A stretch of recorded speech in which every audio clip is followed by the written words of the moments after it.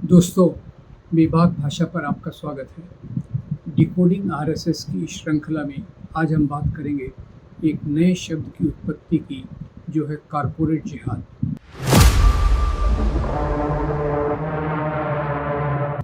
हुआ यूं कि नासिक के टीसीएस के ऑफिस में एक पुलिस इन्वेस्टिगेशन हुआ, और वो पुलिस इन्वेस्टिगेशन एक कंप्लेंट के बाद हुआ, जो एक राजनीतिक कार्यकर्ता ने, स्पष्ट कहा जाए तो हिंदुत्व राजनीति से संबंध रखने वाले कार्यकर्ता ने की।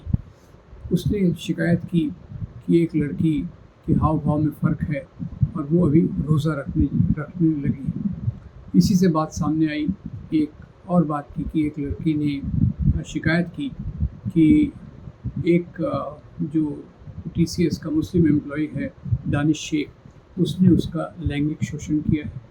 उसने कहा था कि वो उससे शादी करेगा, पर उसने अभी शादी करने से इनकार कर दिया। उनका जो अफेयर था वो 2 साल से चल रहा था, पर शादी करने से इनकार करने के बाद इस लड़की ने शिकायत दर्ज की। उसी के साथ साथ इस शिकायत के बाद पुलिस ने अपने 6 या 7 कर्मियों को वहाँ अंडर कवर भेजा और जांच की। तो पुलिस रिपोर्ट ने कहा कि भाई टीसीएस नासिक में एचआर, जो एक मुस्लिम लड़की है, उसकी मदद से टीसीएस नासिक में लोगों को धर्मांतरण करने के लिए प्रेरित किया जा रहा है। वहाँ उनको नमाज करने के लिए ज़बरदस्ती की जा रही है, बीफ खिलाया जा रहा है। अब ये बातें जब सामने आई तो उनका पहला आरोप था कि जो एचआर है वो एक मुस्लिम महिला है जिसका नाम है निदा खान। अब ये जब बात आई तो एकदम एक्शन में आ गई पुलिस, और उसने टीसीएस के 7 एम्प्लॉयज़ को जो मुस्लिम थे उनकी गिरफ्तारी की।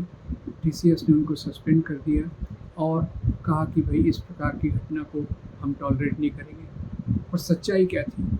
जहाँ एक तरफ पूरे देश में ये मामला फैल गया कि टीसीएस में धर्मांतरण का काम चल रहा है और ये लव जिहाद, धर्मांतरण, मिली जुली चीज़ें वहाँ चल रही हैं, तो बम्बई की association for protection of civil rights और पीयूसीएल ने मिलकर एक जांच समिति बनाई। ये जांच समिति ने नासिक में जाकर अपनी जांच की और उसकी रिपोर्ट को निरंजन टकले ने मुख्य रूप से प्रेस कॉन्फ्रेंस में रखा। समिति की जांच के अनुसार पुलिस की जो जांच थी उसमें काफ़ी गलतियां थी। पहली बात, उन्होंने कहा कि यहाँ की एचआर जो थी वो थी निदा खान। निदा खान इस प्रकार से मुस्लिम लड़कियाँ गैर मुस्लिम थी उन पर प्रेशर डाला और मुस्लिम लड़कों से संबंध बनाने के लिए प्रेरित किया, और नमाज और बीफ की बातों को उसने सपोर्ट किया। अब जब जांच समिति की रिपोर्ट आई तो पहली बात पता चली कि निदा खान कोई एचआर नहीं है। वो एक नौजवान लड़की है, काफ़ी जूनियर है, जो टेली कॉलर के रूप में काम करती है, और पिछले कई महीनों से वो नासिक में नहीं है, बम्बई में है, क्योंकि वो प्रेग्नेंट, गर्भवती है। इसलिए उसने बम्बई में ट्रांसफ़र लेकर अपने माँ बाप के साथ रहना शुरू किया है। अब तो पहले सबसे बड़ी बात जो थी कि एचआर एक मुसलमान है और इस प्रकार की गतिविधियाँ चल रही हैं, ये अपने आप में झूठ नहीं था। दूसरी बात, जिस लड़की ने आरोप लगाया कि इसका लैंगिक शोषण हो रहा है, तो उसके बारे में भी बताया गया कि वो लड़की दानिश शेख नाम के लड़के के साथ मोटरसाइकिल पर बैठकर, 2 व्हीलर पर बैठकर नासिक से 27 किलोमीटर दूर त्र्यंबकेश्वर गई। और तीसरी बात ये पता चली कि इस लड़की के व्हाट्सएप पे संपर्क दानिश शेख की पत्नी से भी थे। तो अब ये सब चीज़ें पता चली तो ये बात स्पष्ट है कि दानिश शेख और इस लड़की का किस प्रकार के संबंध होंगे, वो सोचने लायक बात है। मुख्य बात यह है कि इसमें जो आरोप लगाए गए वो आरोप काफ़ी एक प्रकार से बायस थे, और जो पुलिस का बायस इसमें पूरा दिख रहा था। मुख्यमंत्री ने भी पुलिस के इन्वेस्टिगेशन की काफ़ी तारीफ़ की, और ये जो इन्वेस्टिगेशन हुआ उसमें कितनी गलतियां थी ये बिल्कुल स्पष्ट है। और समिति की रिपोर्ट, जिसमें निरंजन टकले, जो एक पत्रकार हैं, नासिक में ही रहते हैं, जिन्होंने जज लोया की मृत्यु के ऊपर भी एक किताब लिखी, उन्होंने स्पष्ट रूप से बताया कि इस प्रकार का धर्मांतरण का कोई काम नहीं चल रहा। ये उस लड़की और दानिश शेख के बीच के संबंधों की बात है, क्योंकि लड़की का व्हाट्सएप संबंध दानिश शेख की पत्नी से भी था। अब इसमें इसी के साथ एक शब्द मीडिया ने ईजाद किया, वो था कॉरपोरेट जिहाद। अब इसमें कॉरपोरेट जिहाद शब्द कैसे आ गया? क्योंकि TCS की जो पॉलिसी है उसके अनुसार कोई भी अगर घटना हो जिससे एम्प्लॉय अनकंफर्टेबल है तो उस घटना की जांच की जाती है और उस पर उचित एक्शन लिया जाता है। तो इनके पास कोई HR के पास कोई इस प्रकार की कंप्लेंट आई नहीं जिससे कि TCS कोई एक्शन लेने में मजबूर हो। तो निश्चित रूप से जैसे जिहाद सीरीज़ इन्होंने चलाई है, लैंड जिहाद, लव जिहाद और UPSC जिहाद, कोरोना जिहाद, ये एक और साधन है जिससे कि मुसलमानों को बदनाम किया जा सके। दूसरा, कॉरपोरेट जिहाद के पीछे एक और ख़ास बात भी है।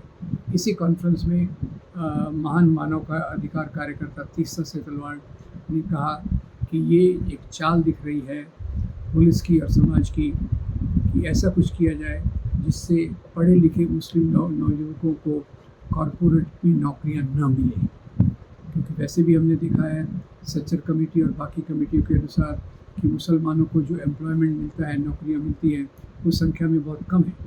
पर कुछ मुसलमान लड़के जो पढ़ लिख कर कॉरपोरेट में आ जाते हैं, उनको भी उस नौकरियों से वंचित करने का उद्देश्य इसके पीछे दिख रहा है। तो ये एक बहुत निंदनीय चीज़ है। समिति की रिपोर्ट ने बता दिया कि हमारे समाज में मुस्लिम कम्युनिटी के पीछे किस किस प्रकार की बातें हो रही हैं। इसी प्रकार से एक और घटना आई। लेंसकार्ट की एक दुकान में एक मुस्लिम महिला जो BJP की सदस्य है वो गई और लेंसकार्ट की दुकान पर जाकर उसने बाकी सब एम्प्लॉइज़ को तिलक लगाया और शिकायत की कि लेंसकार्ट जो है वो इस प्रकार के प्रतीकों को अलाउ नहीं करता, जबकि दूसरे प्रकार के तरीकों की अनुमति है। ये अपने आप में गलत बात है। लेंसकार्ट ने स्पष्ट किया कि उसकी पॉलिसी जो है वो सभी धर्मों के प्रति एक जैसी है और ये बात जो लड़की ने की, मुस्लिम महिला ने की, जो BJP की महिला मोर्चा की सदस्य है, वो एक प्रकार से और भड़काने वाली चीज़ है, मुसलमानों को बदनाम करने वाली चीज़ है। तो हम उम्मीद करते हैं कि इस प्रकार की घटनाओं पर रोक लाई जाए और जो ये जिहाद का शब्द का दुरुपयोग किया जा रहा है उसको रोककर ईमानदारी से, सच्चाई से जांच हो और जहाँ भी सेक्सुअल हैरेसमेंट है, लैंगिक शोषण है, उस पर कड़े से कड़े कदम उठाना चाहिए। पर अगर किसी का अफेयर चल रहा है, कोई वॉलंटरीली ये काम कर रहे हैं, तो उसको इस प्रकार से बदनाम करके पूरी कम्युनिटी पर वो दोष डालना एकदम गलत है। Thank you very much.